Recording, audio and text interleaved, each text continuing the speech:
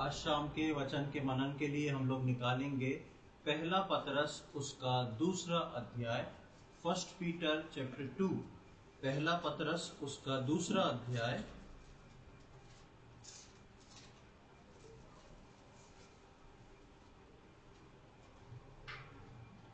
पहला पतरस दूसरा अध्याय उसकी 9वीं आयत से लेके 12वीं आयत तक हम पढ़ेंगे।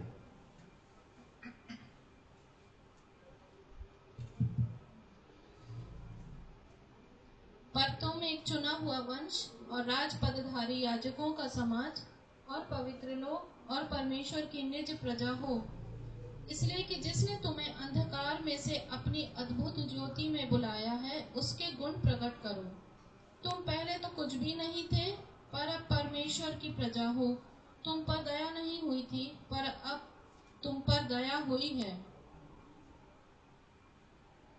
हे प्रियो, मैं तुमसे विनती करता हूँ कि तुम अपने आप को परदेशी और यात्री जानकर उन सांसारिक अभिलाषाओं से जो आत्मा से युद्ध करती हैं बचे रहो। अन्य जातियों में तुम्हारा चाल चलन भला हो, ताकि जिन जिन बातों में वे तुम्हें कुकर्मी जानकर बदनाम करते हैं, वे तुम्हारे भले कामों को देखकर उन्हीं के कारण कृपा दृष्टि के दिन परमेश्वर की महिमा करें। पहला पतरस जब हम आते हैं तो पतरस के बारे में, जो प्रभु यीशु मसीह का चेला था पतरस, उसके बारे में हम सारी बातों को जानते हैं। और ये पतरस जो है प्रभु के लोगों को कुछ बात को लिखता है, प्रभु के लोगों को कुछ बात को बताता है। और क्या बताता है? वो उनका स्टेटस बताता है कि तुम प्रभु में आ जाने के बाद क्या बन चुके हो। यहाँ पर हम पढ़ते हैं 9वीं आयत में, पर तुम एक चुना हुआ वंश और राजपदधारी याजकों का समाज और पवित्र लोग और परमेश्वर की निज प्रजा हो। पतरस जो है प्रभु के लोगों को, विश्वासियों को इस बात को बताता है कि तुम क्या बन चुके हो। पुराने नियम में हम देखते हैं तो इजरायली लोग परमेश्वर की निज प्रजा थे, परमेश्वर का चुना हुआ समाज थे, पर याजक नहीं थे। याजक उसमें से कुछ लोगों को चुन के, लेवी गोत्र में से कुछ लोगों को चुन के बनाया जाता था। लेकिन नए नियम के विश्वासियों को पतरस इस बात को बताता है कि तुम जो हो अब सब कुछ हो, अपने आप में तुम सब कुछ बन चुके हो। और लिखा है तुम पहले तो कुछ नहीं थे, पर अब परमेश्वर की प्रजा हो। पहले तुम पे दया नहीं हुई थी, पर अब तुम पर दया हो चुकी है।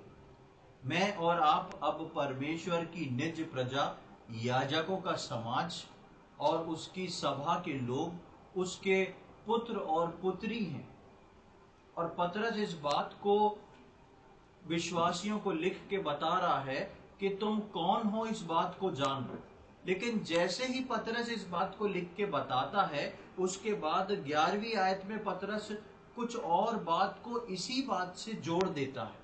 और वो क्या जोड़ता है? हे प्रियो, मैं तुमसे विनती करता हूं कि तुम अपने आप को परदेशी और यात्री जानकर उन सांसारिक अभिलाषाओं से जो आत्मा से युद्ध करती हैं बचे रहो। अब ये बात जो है पतरस कलीसिया के लोगों को, हर विश्वासियों को लिख रहा है। और हर विश्वासियों को लिखते हुए वो ये बात बता रहा है कि जो लोग, अब पहले तो अपने स्टेटस को जान लो कि तुम कौन हो। तुम याजकों का समाज, चुनी हुई निज प्रजा परमेश्वर की, और उसके पुत्र और पुत्री होने का अधिकार रखने वाले लोग हो। उन लोगों को जिनको पतरस ये बात बता रहा है, उन लोगों को बोलता है, ऐसे लोगों के लिए ये जरूरी है कि वो अपने आप को क्या समझ लें? अपने आप को वो लोग यात्री समझ लें। अपने आप को वो यात्री समझ लें। क्यों पतरस ने यहां पे ये यात्री शब्द इस्तेमाल किया? यात्री जो होता है और जो घर में रहता है, जो अपने घर में रहता है और जो यात्री होता है, दोनों में बहुत बड़ा डिफरेंस होता है। यात्री जो है जब यात्रा करता है एक स्थान से दूसरे स्थान पे, तो उसको मालूम रहता है मैं कौन हूं कहाँ से आया हूँ और कहाँ मुझको जाना है।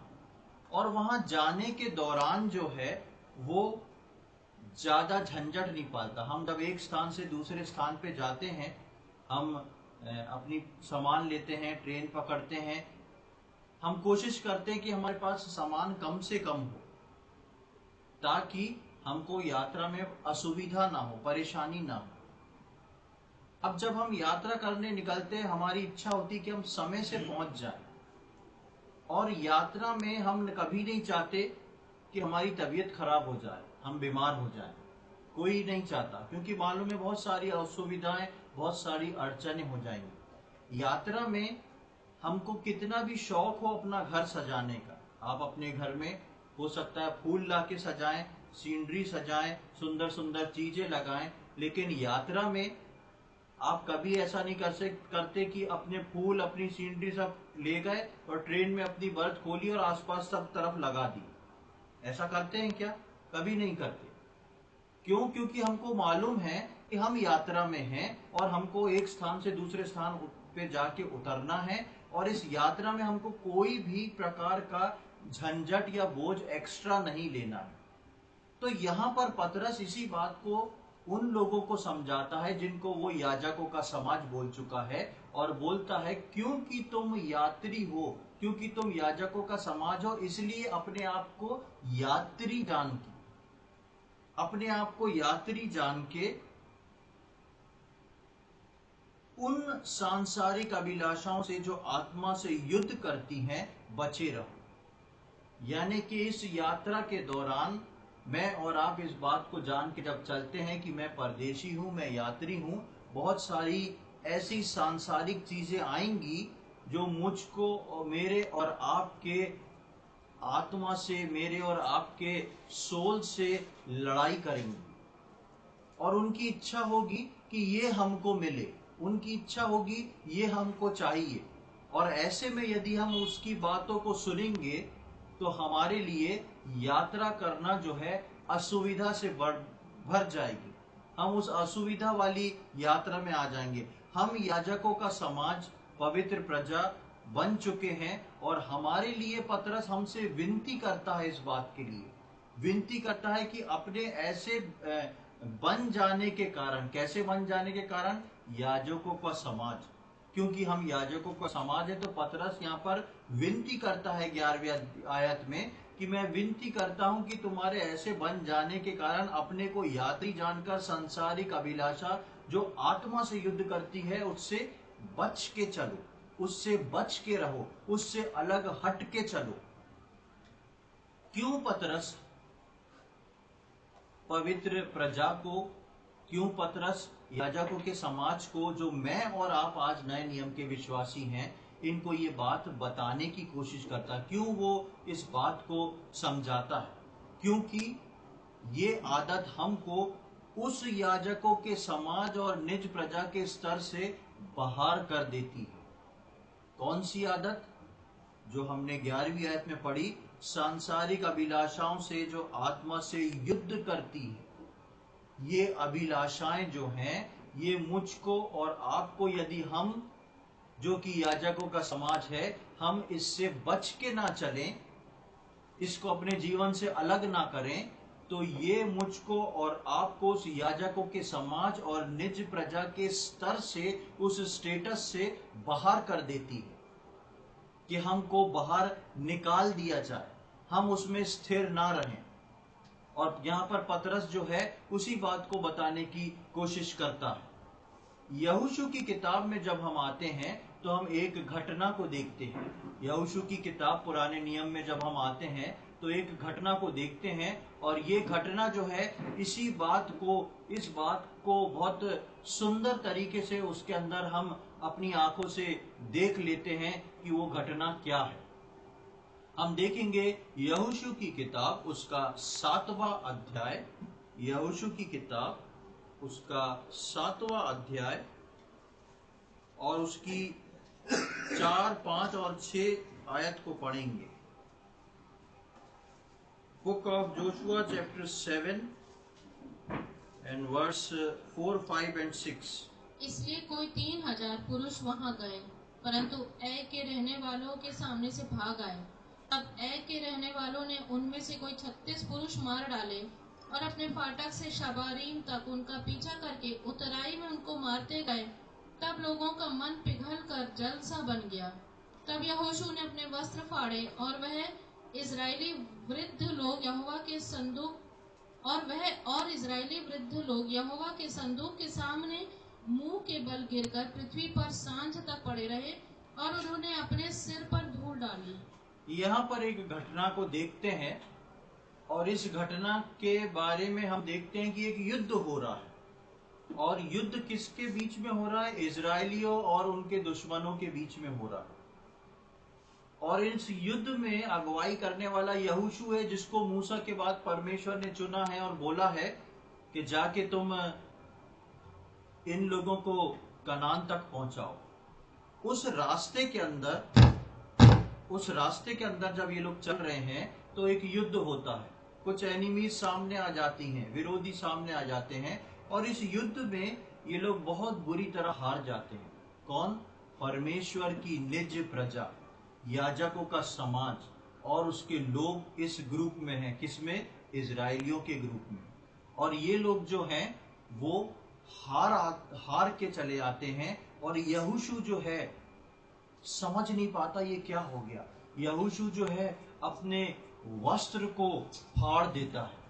यहोशू जो है अपने वस्त्र को फाड़ के अलग कर देता है। और फाड़ के अलग करके यहोशू जो है क्या बोलता है, क्या सोचता है? वो परमेश्वर के सम्मुख रोने और गिड़गिड़ाने को लगता है। लेकिन उसी वक्त हम देखते हैं कि यहोशू कार्य क्या करता है। आप इसके 10वीं और 11वीं आयत को देखें। यहोशू 7 का 10 और 11 पढ़ लें।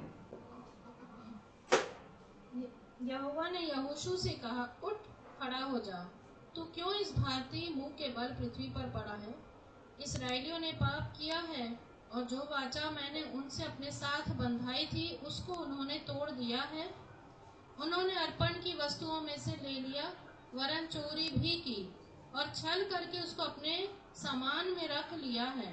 हाँ, यहाँ पर हम देखते हैं कि परमेश्वर जो है यहोशू से बात करता है और परमेश्वर यहोशू से बात करके बोलता है कि तू क्यों दुख मना रहा है, तू क्यों अपने वस्त्र फाड़ के रो रहा है और सोच रहा है कि क्या हो रहा है। ये दरअसल इसके पीछे का किस्सा क्या है उसको परमेश्वर बोलता है। और परमेश्वर बोलता है इजरायलियों ने पाप कर डाला है और पाप करके जो युद्ध किया था उसमें से अर्पण की वस्तुएं, जिनको जो निषेध थी, जिनको मना किया गया था, वो अर्पण की वस्तु उसने ले ली है किसी ने इजरायलियों में से। और इस कारण से ये हार का सामना जो है वो इजरायलियों को करना पड़ रहा है।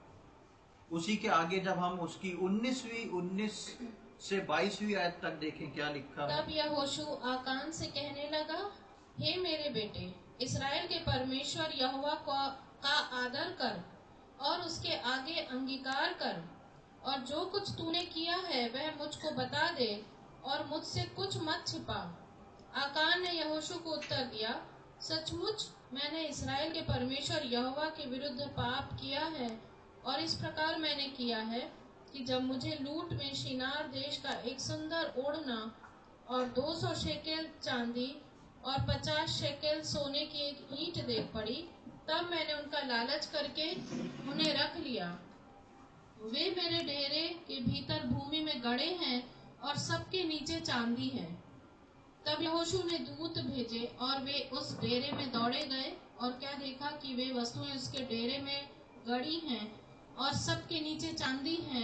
हाँ, बस यहाँ पर हम देखते हैं कि एक व्यक्ति के बारे में खोज होती। पहले हमने देखा कि इजराइल की जो टीम है, इजराइल के जो लोग हैं, परमेश्वर की जो निज प्रजा है, वो हार गई, वो हार जाती है। और हार जाने के बाद यहोशू रोता है, प्रार्थना करता है। परमेश्वर बोलता है इस हार का कारण ये है कि एक व्यक्ति इजराइल ने पाप किया है, उसने कुछ चोरी कर लिया है। जब पिछले युद्ध पे गए थे तो उसमें जो कुछ लूट का माल था उसमें से कुछ चोरी करके लिया, जो अर्पण की वस्तु थी, जिसको नहीं लेना था, जिसको वहीं का वहीं जला के आना था। और यहाँ पर फिर बहुत सारी बातें हैं। आप चाहें तो उसके 7वें अध्याय को पढ़ सकते हैं, या लगभग 2-3 साल पहले मैंने इस 7वें अध्याय पे एक वचन दिया था, वैली ऑफ आकोर। वो वचन पूरा आप सुन सकते हैं, उसमें आपको मिल जाएगा इसके पूरे डिटेल्स की क्या हुआ था इस युद्ध में।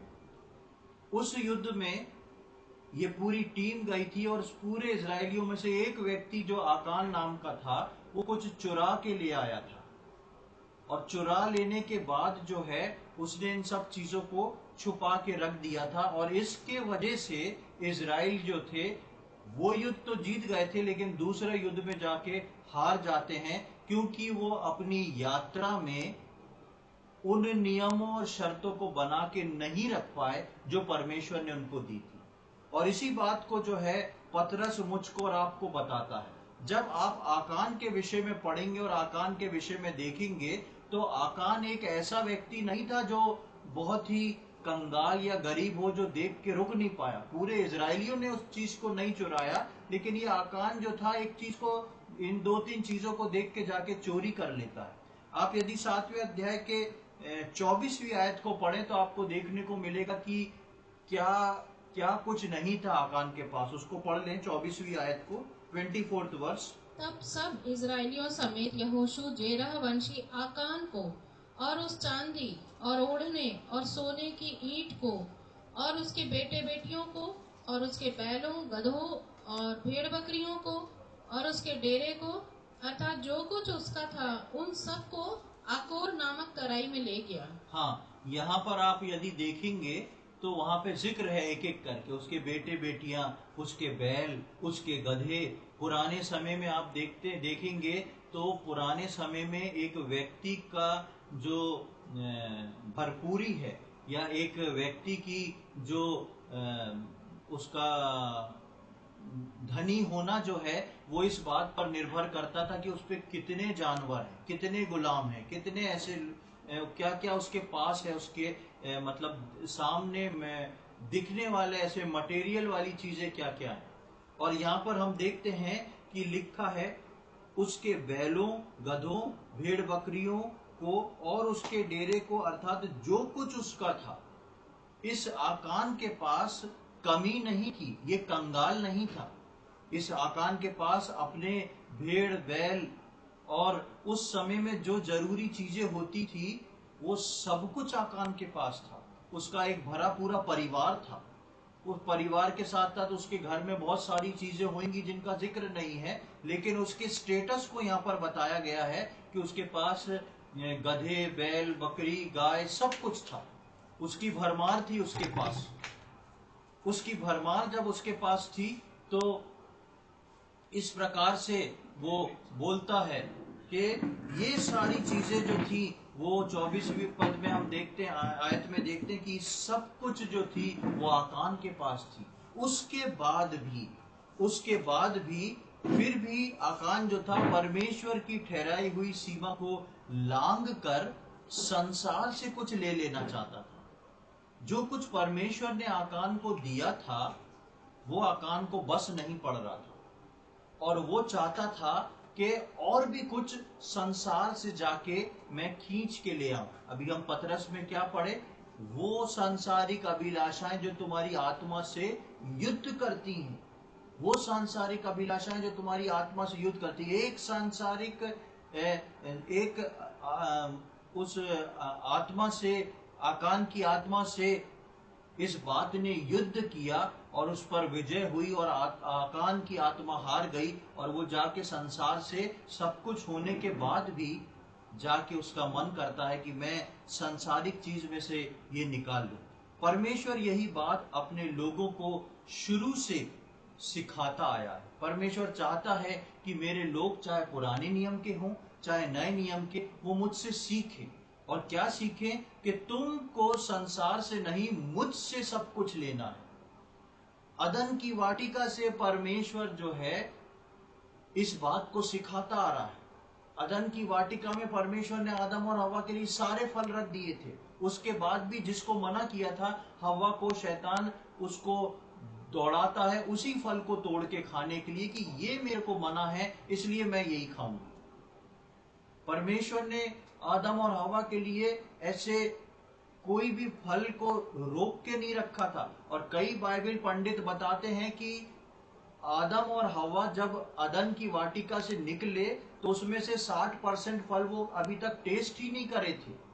केवल अपनी लाइफ में उन्हें जितने दिन वो परमेश्वर के साथ संगति करते थे, केवल 30-40% पेड़ों के फल खाए हुए थे। उसके बाद भरमार थी फलों की।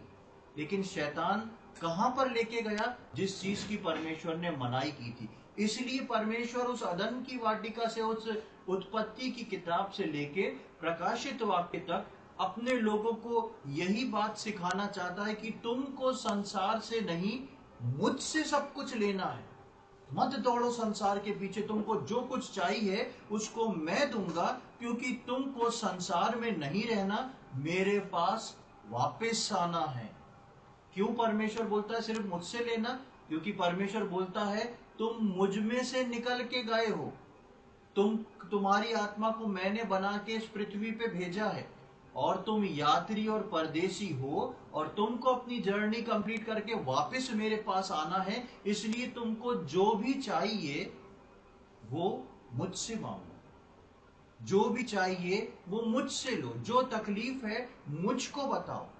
संसार पे और अपने बल पे जाके उसको लेने और पाने की कोशिश मत करो, अन्यथा तुम जो हो उस याजक के स्तर से नीचे गिर जाओगे, उससे तुमको बाहर निकाल दिया जाएगा। और हम देखते हैं कि उस वक्त परमेश्वर की व्यवस्था के अनुसार आकान का जो कुछ भी था उसको मार दिया गया, उसके ऊपर पथराव करके पत्थरों का ढेर लगा दिया गया। उसको इजराइल की सेना, निज प्रजा, याजकों के समाज में से कट ऑफ करके अलग कर दिया गया। पर मैं और आप अभी अनुग्रह के समय में रह रहे हैं। मुझको और आपको प्रभु क्षमा करता है और फिर से लेके चलता है। लेकिन परमेश्वर जहां एक और क्षमा करता है, वहां दूसरी ओर चेतावनी भी देता है कि मैं और आप उन अभिलाषाओं से जो हमारे आत्मा को दबाती है, जो हमारी आत्मा का जीना मुश्किल करती है, उनको अपने जीवन से अलग करें। आकान प्रभु की चुनी हुई प्रजा का था, पर वो सोचता था कि संसार से भी कुछ ले लूं। आकान को अगर कुछ चाहिए था तो वो परमेश्वर से भी मांग सकता था, लेकिन उसने अपने संबंध को परमेश्वर के साथ ऐसा नहीं रखा, और उसने सोचा शॉर्टकट में जो मिल सकता है, जो मुझे दिख रहा है, जो मैं कर सकता हूं, उसको लेके पहले मैं रख लूं। पर पतरस कलीसिया के विश्वासियों को इस बात से बचने को बोलता है। पतरस इस बात को, हमने जो पहला पतरस दूसरे अध्याय में पढ़ा, इसलिए पतरस हमको याद दिलाता है कि कलीसिया के लोग, प्रभु के लोग जो हैं, वो याजकों का समाज है, परमेश्वर की निज प्रजा है। और ऐसा ना हो कि मैं और आप उस बात को, जो अभिलाषा आके मेरी और आत्मा को, आपकी आत्मा को दबा के अलग करती है, उसको उससे परे रहने के लिए, उसको छोड़ देने के लिए कहता है। क्योंकि पतरस को चिंता है कि मैंने जैसे जैसे सुसमाचार सुनाया, जैसे जैसे कलीसियाएं खड़ी करी, ऐसा ना हो कि ये लोग जो हैं उस सांसारिक में से कुछ बातों के भागी होना चाहें और उसको पकड़ लें। इसलिए प्रभु यीशु मसीह जब इस दुनिया में आया, और प्रभु यीशु मसीह आके अपनी सारी शिक्षा को देके गया, और जब यूहन्ना को प्रकाशित वाक्य में प्रभु यीशु मसीह दर्शन देता है और कलीसिया के बारे में लिखता है, तो प्रभु यीशु मसीह एक स्पष्ट बात को बोलता है। हम देखेंगे उस आयत को, प्रकाशित वाक्य उसका 3रा अध्याय, बुक ऑफ रेवलेशन चैप्टर 3, प्रकाशित वाक्य उसका 3रा अध्याय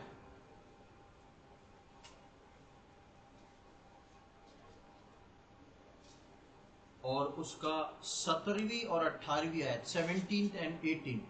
रेवलेशन चैप्टर 3 वर्स 17 and 18। तू कहता है कि मैं धनी हूँ और धनवान हो गया हूँ, और मुझे किसी वस्तु की घटी नहीं, और यह नहीं जानता कि तू अभागा और तुच्छ और कंगाल और अंधा और नंगा है। इसीलिए मैं तुझे सम्मति देता हूँ कि आग में ताया हुआ सोना मुझसे मोल ले, कि तू धनी हो जाए, और श्वेत वस्त्र ले ले कि पहनकर तुझे अपने नंगेपन की लज्जा ना हो, और अपनी आंखों में लगाने के लिए सुरमा ले कि तू देखने लगे। यहाँ पर हम देखते हैं, कई बार इस आयत को मैं आप लोग के सम्मुख ला चुका हूँ।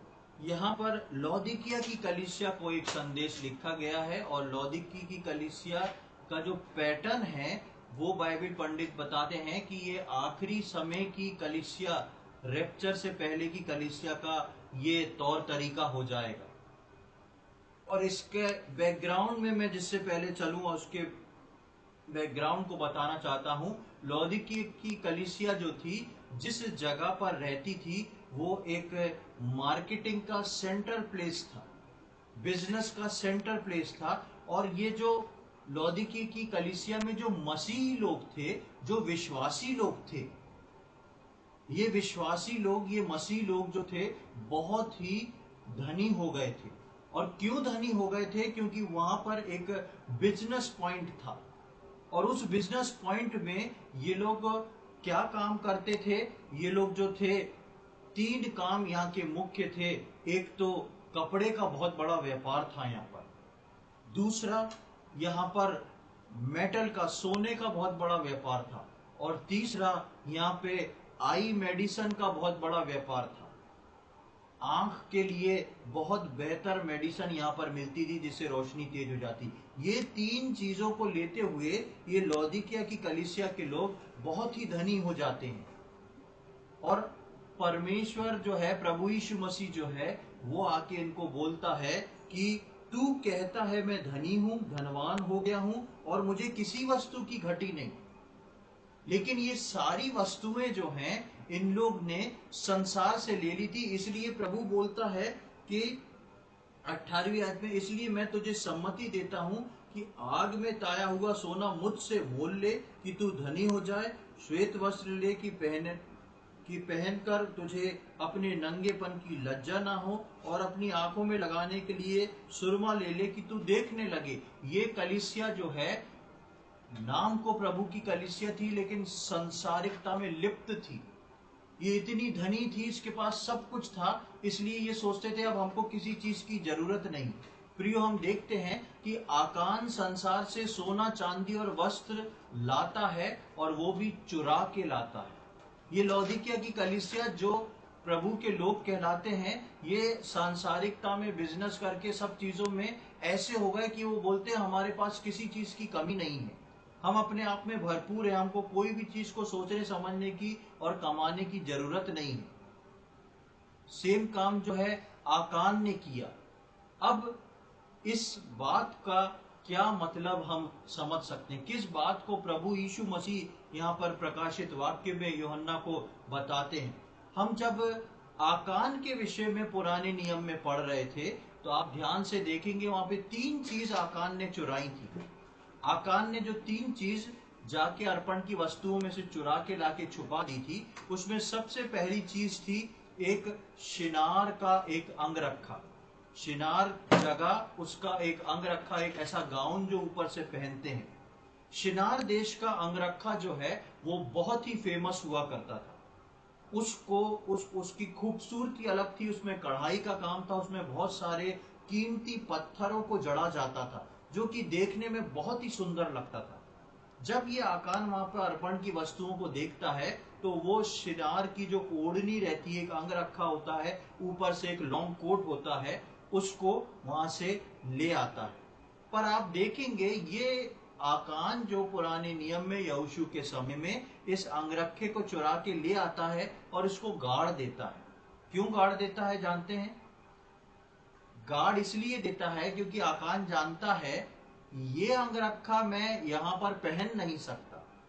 जैसे ही मैं ये अंगरखा पहन के बाहर निकलूंगा, सबको पता पड़ जाएगा ये शिनार देश का अंगरखा है, और ये एक यहूदी या एक इजरायली व्यक्ति नहीं पहन सकता, क्योंकि ये वहां पर अर्पण की वस्तु का था। उसको पसंद आया, उसने ले आया, लेकिन उसको लाके छुपा दिया।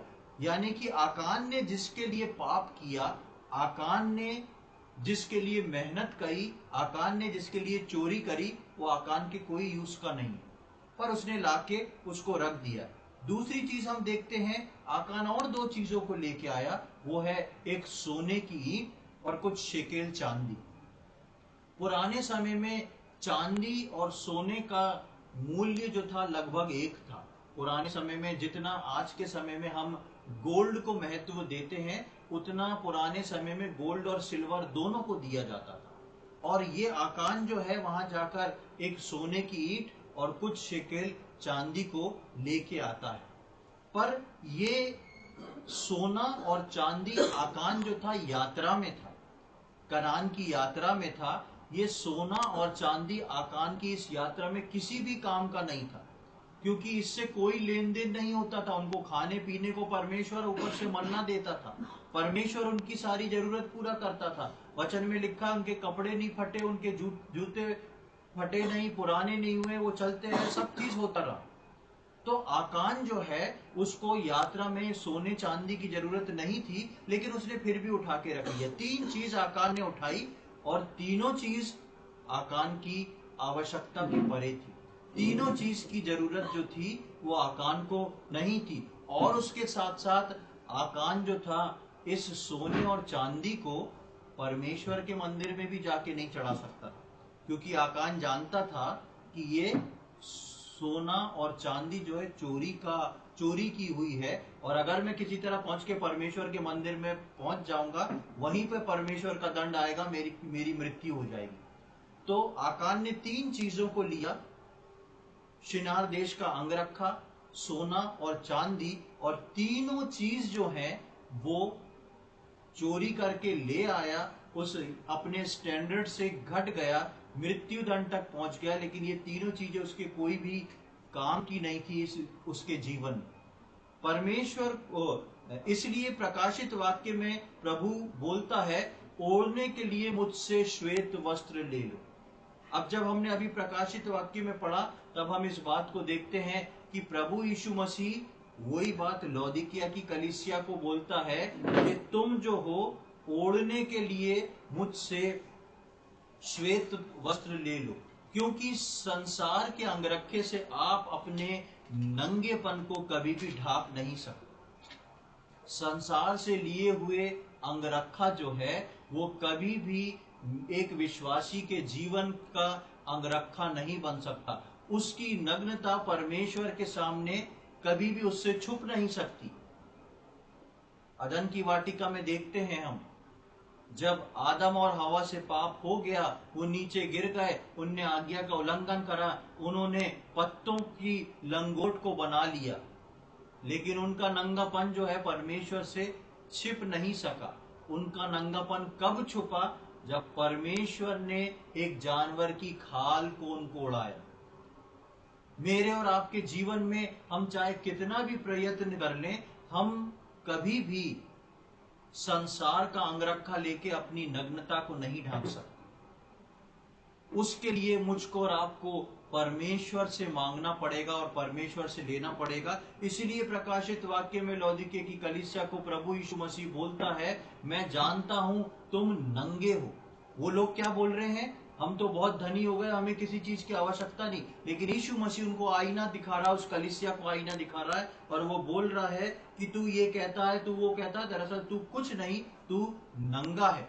लेकिन प्रभु यीशु मसीह बोलता है कि मैं तुम्हें सम्मति देता हूं कि तुम मुझसे श्वेत वस्त्र ले लो, ताकि तुम्हारा नंगापन जो है वो ढक जाए।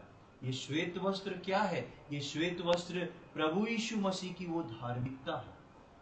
प्रभु बोलता है, उस अंगरखे के पीछे मत भागो जो संसार दिखा रहा है, जो बहुत बेल बूटेदार है, जो बहुत चमकदार है, जिसमें कढ़ाई का काम है, जो आकर्षित करने वाला है। जाके उसको चुरा के अपने स्तर से नीचे मत गिरो, अपने याजकों के समाज के स्तर से नीचे मत गिरो, लेकिन मुझसे श्वेत वस्त्र पहन लो, क्योंकि ये कीमती है और ये तुम्हारी नग्नता को परमेश्वर के सामने ढांक देगा।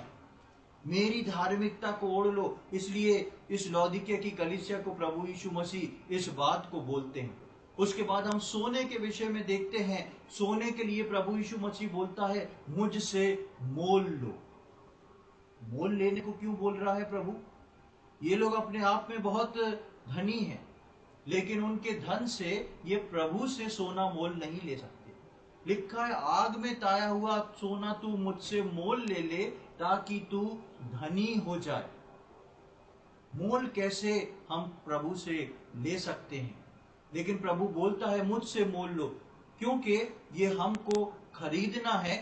कैसे? उसका दाम कैसे चुकाना है? उसके योग्य अपना जीवन बना के, उसके वचन के योग्य अपना जीवन बना के। उसके आज्ञाकारी होके अपना जीवन बना के मुझको और आपको जो है वो इस सोने को मोल लेना है। प्रियो, हम अपने जीवन में संसार से सोना चुराने का ना सोचें। हम ये ना सोचें कि संसार से हमको कुछ एक्स्ट्रा सोना मिल जाए। दुनिया की नजर जो है, हम सब चाहते हैं जितना भी जिसके पास फाइनेंस आता है, जितना भी जिसके पास पैसा आता है, सबको लगता है ये कम है, थोड़ा सा ऐसा होता तो और अच्छे से हो जाता। संसार में मनुष्य जो है वो यही सोच के भागता है कि थोड़ा सा और हो जाता तो मैं और ऐसा अच्छे से कर लेता, थोड़ा सा और हो जाता तो कुछ पैसा सेव करके रख लेता, थोड़ा सा और मिल जाता तो मैं इस प्रकार से अपने जीने को कर लेता। लेकिन प्रभु बोलता है, तुम उस सोने की, उस संसार के पीछे पैसा कमाने के लिए मत भागो। तुम एक संतुष्ट जीवन मसीह यीशु में बिताओ, तो तुम मुझसे, वो क्या होगा, वो तुम्हारा दाम होगा जो तुम मुझको दोगे कमा के। एक संतुष्ट जीवन, एक निर्भरता का जीवन, तब मैं आग में ताया हुआ सोना तुमको मोल दे दूंगा, ताकि तुम जिस दिन परमेश्वर के राज्य में पहुंचो तो तुम धनी होके पहुंचो, तुम कंगाल होके मत पहुंचो। हो सकता है इस संसार में हम बहुत सारे धन को कमा लें, हो सकता है इस संसार में हमारा सारा जीवन बहुत अच्छा सा बीत जाए, लेकिन जब स्वर्ग में जाएं तो पता पड़े जो आग में ताया हुआ सोना लेना था वो तो हम परमेश्वर से कभी ले ही नहीं पाए। संसार में अच्छा नौकरी, अच्छा बिजनेस करके हमने अपनी लाइफ को तो अच्छा सेटल कर लिया, लेकिन परमेश्वर के सामने निर्धन होके पहुंच रहे हैं। परमेश्वर के सामने हमारे को रखने को कुछ नहीं है, क्योंकि सारा एफर्ट जो है वो हमने संसार में लगा दिया है। प्रियो, परमेश्वर अपने लोगों को बताना चाहता है, इस संसार का धन जो है वो काम नहीं आएगा। हम नए नियम में उस लाजर और एक धनी व्यक्ति के बारे में पढ़ते हैं। वो व्यक्ति कितना धनी था और लाजर उसकी चौखट पर छोड़ दिया जाता था। लिखा है, लाजर के घाव को आके कुत्ते चाटते थे और लाजर जो था पेट भरने के लिए उस धनी व्यक्ति की मेज पे से जो गिरता था उसका चूर चार खाता था। पर लाजर जो था, उसके परिणाम में हम देखते हैं कि लाजर अब्राहम की गोद में बैठा दिखता है और वो धनी व्यक्ति नरक में बैठा दिखता है। आप जानते हैं लाजर की एक खूबी क्या थी? बेशक हम जानते हैं लाजर गरीब था, ऐसा था, वैसा था। लाजर की एक खूबी थी, वो अपने जख्मों में, उसके जख्मों को जब कुत्ते चाट रहे थे, वो जब मेज की गिरी हुई चूर चार खा रहा था, वो अपने लाइफ में सेटिस्फाइड था। आप सोच सकते हैं कैसा व्यक्ति था वो अपनी लाइफ में सेटिस्फाइड था। उस कंडीशन में भी कोई बात नहीं प्रभु, मेरे पास खाने को नहीं है, कोई बात नहीं, मेरे जो घाव खुले हुए हैं उसको कुत्ते चाट रहे हैं, कोई बात नहीं, मेरे पास पैसा नहीं है, मेरी कंडीशन जो है बुरी से बुरी है, लेकिन वो अपनी परिस्थितियों में संतुष्ट था। इसलिए जानते क्या हुआ? उसकी इस परिस्थिति जो जिसमें वो संतुष्ट रहा, वो कैश बनी किस चीज को खरीदने के लिए? परमेश्वर के आग में ताए हुए सोने को लेने के लिए। इसलिए प्रकाशित वाक्य में यीशु मसीह बोलता है, मुझसे आग में ताया हुआ सोना तुझको मोल लेना पड़ेगा। You have to buy that, तुमको खरीदना पड़ेगा, वो यूं ही नहीं बटेगा। उद्धार तुम्हें बढ़ गया, धार्मिकता के वस्त्र बढ़ गए, लेकिन तुम्हें अगर स्वर्ग के राज्य में धनी होना है तो तुमको उसकी कीमत को चुकाना पड़ेगा। तुमको जो है नम्र और दीन होके सेटिस्फाइड होना सीखना पड़ेगा। लॉर्ड, आपकी जो विल है मैं उसके लिए तैयार हूं। आप चाहते हैं मैं सकेती से जाऊं, मैं उसके लिए तैयार हूं। आप जैसी कंडीशन में रखना चाहते हैं मैं उसके लिए तैयार हूं, पर मेरा भरोसा आप पे है। मैं इस कंडीशन में रह के, मैं सेटिस्फाइड रह के, मैं और आप एक कैश को जनरेट करते हैं। और ये कैश जो है किसके लिए होता है?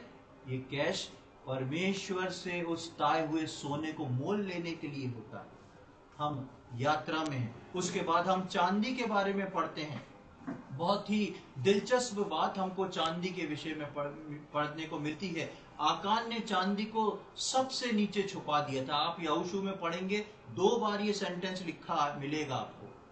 2 बार ये सेंटेंस लिखा मिलेगा कि सबसे नीचे आकान ने चांदी को छुपाया था। पहली बार आकान बोलता है कि मैंने अंगरखा रखा है शिनार देश का, सोने की ईंट रखी है, और देख सबसे नीचे तो चांदी।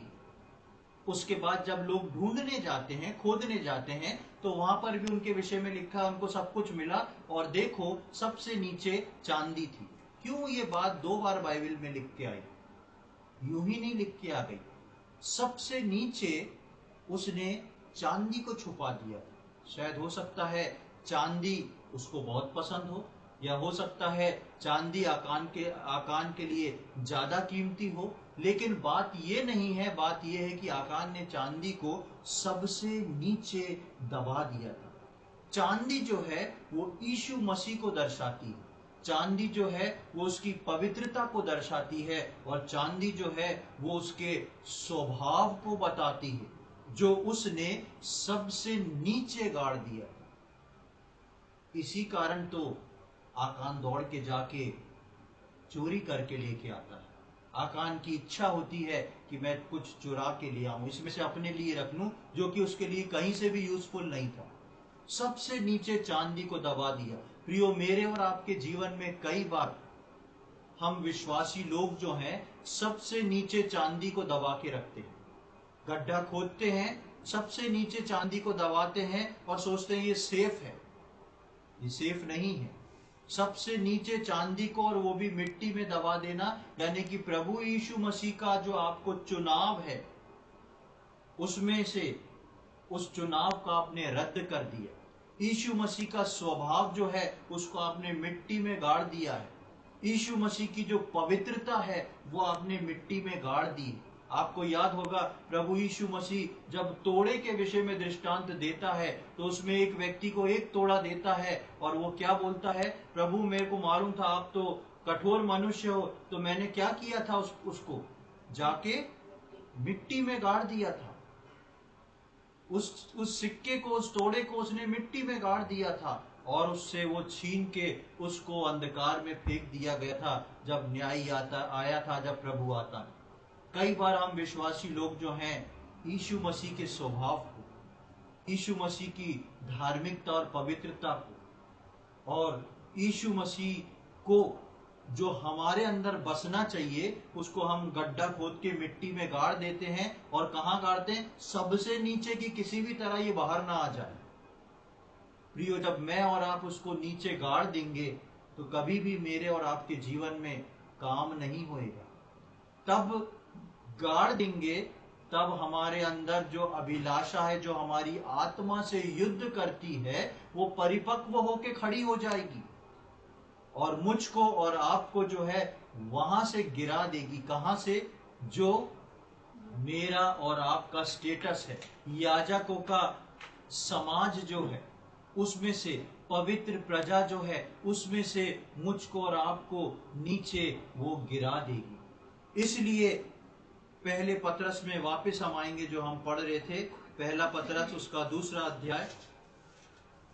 इसलिए यहाँ पर 2 अध्याय की 11वीं आयत, वहां पर पतरस कलीसिया को और प्रभु के लोगों को इस प्रकार से लिखता है, हे प्रियो, मैं तुमसे विनती करता हूँ, आई रिक्वेस्ट यू ब्रदरन, मैं तुमसे विनती करता हूँ। क्यों? क्योंकि पतरस नहीं चाहता कि मैं और आप अपनी चांदी को जमीन के अंदर गाड़ दें। पतरस नहीं चाहता कि मैं और आप सोने को मोल लेना खो दें, भूल जाएं। पतरस नहीं चाहता कि मैं और आप संसार के अंगरखे को ओढ़ने की कोशिश करें। इसलिए वो बोलता है, मैं तुमसे विनती करता हूं कि अपने आप को परदेशी और यात्री जानकर इस बात को स्मरण रखो कि तुम कौन हो, कहां से आए और कहां को जा रहे हो, और तुम यात्रा कर रहे हो। तुम यात्रा में एक स्थान से दूसरे स्थान पे जा रहे हो, इसलिए अपने आप को कई चीजों में फंसाओ मत, अपना लगेज जो है बढ़ाओ मत, और ऐसा लगेज मत रखो जिसमें तुम्हें बीच यात्रा में उतार के अलग कर दिया जाए। यात्रा के दौरान जो है कई चीजें ले जाना मना होती हैं, कई चीजें ट्रेन में मना होती हैं, और फ्लाइट्स में और ज्यादा चीजें मना होती हैं। और अगर आप चोरी छुपे ले के चले गए तो वो एक दंडनीय अपराध होता है। या तो आपको पहले पकड़ लिया गया तो आपको पहले ही अलग कर दिया जाएगा, आपको यात्रा के दौरान पकड़ लिया गया तो आपको जेल हो जाएगी, पेनल्टी लगेगी, आपको आपकी यात्रा को रद्द करना पड़ेगा, आपकी यात्रा जो है रद्द कर दी जाएगी। और आकान के जीवन में यही हुआ था। उसने शिनार देश का उस गाउन को देखा, उसने सोने की ईंट को देखा, उसने चांदी के सिक्कों को देखा और वो कहता है ये मेरे लिए बेहतर है। और तीनों चीजों को मैंने आपको दिखाया कि तीनों चीजें आकान के काम की नहीं थी, और बिना उसका यूज करे आकान जो था मर जाता है, उसको उस यात्रा में से जो कनान की थी निकाल के बाहर कर दिया जाता है। उसी बात को लेके पतरस मुझको और आपको बताता है कि मेरे प्रियो कलीसिया के लोगों, विश्वासी लोगों, तुम याजकों का समाज हो, तुम पवित्र प्रजा हो, तुम प्रभु की निज प्रजा, उसके बेटे बेटियां हो। अपने स्तर को पहचानो और जो आत्मा से युद्ध करती है उससे बचे रहो, उसको अलग करके रखो कि कहीं ऐसा ना हो मैं और आप सांसारिक ओढ़ने के पीछे भागें कि उसके पास ये ओढ़ना है, ये मुझ पे भी हो, उस ओढ़ने के लिए हम भागने की कोशिश ना करें। ये ओढ़ना मैं कपड़ों के विषय में नहीं कह रहा हूं, ये ऐसा ओढ़ना जो हमारी ख्वाहिश है कि प्रभु के लोगों के लिए नहीं है उसके पीछे दौड़ रहे हैं, क्योंकि हम संसार में देख रहे हैं।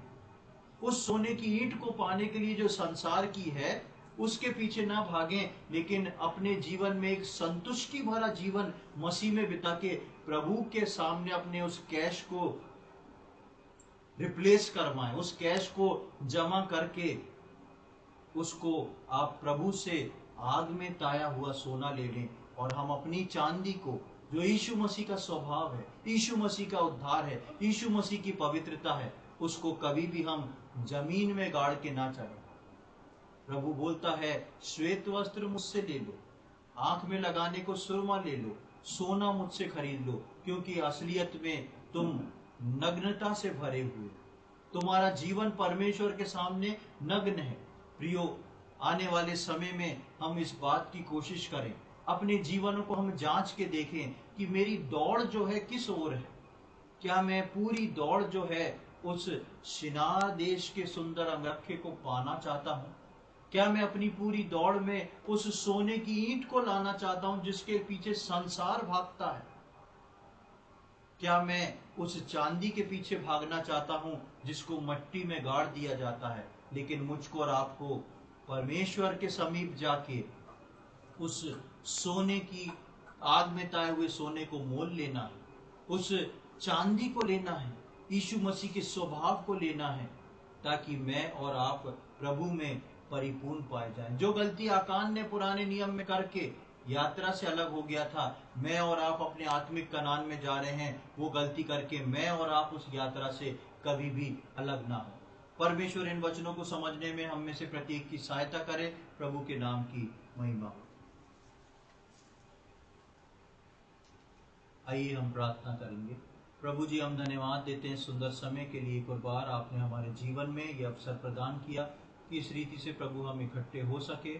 हम धन्यवाद देते हैं प्रभु, जिस प्रकार हम आज के वचन को सुन रहे थे, पतरस हमको हमारे स्टेटस को बताता है और इस बात की चेतावनी देता है कि हम उस अभिलाषा से जो आत्मा के विरोध में काम करती है उससे बचे जा सकें। प्रभु जी, हम प्रार्थना विनती करते हैं, जितने लोगों ने आज इन वचनों को सुना है, जितने लोग जो है आगे आने वाले समय में इन वचनों को सुनेंगे, हम सबके जीवन में प्रभु आपका वो बड़ा काम हो। हम सबके जीवन में प्रभु हम विनती करते हैं कि आकान जैसा पाप ना हो।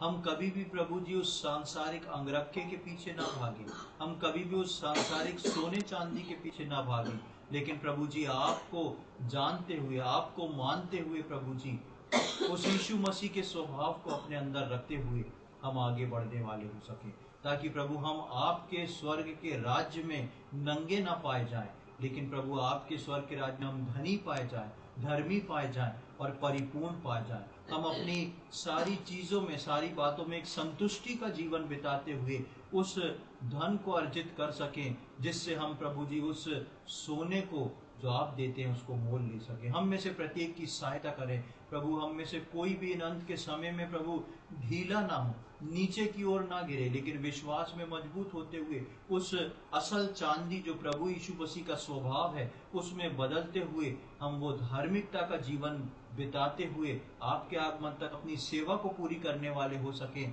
ऐसी हमारी विनती प्रार्थना है। प्रभु इस समय के लिए धन्यवाद देते हैं, आपने प्रार्थना सुनी उसके लिए हम धन्यवाद देते हैं। ये सारी बातें अपने उद्धारकर्ता प्रभु यीशु मसीह के पवित्र और मीठे नाम से मांगते हैं, आमीन।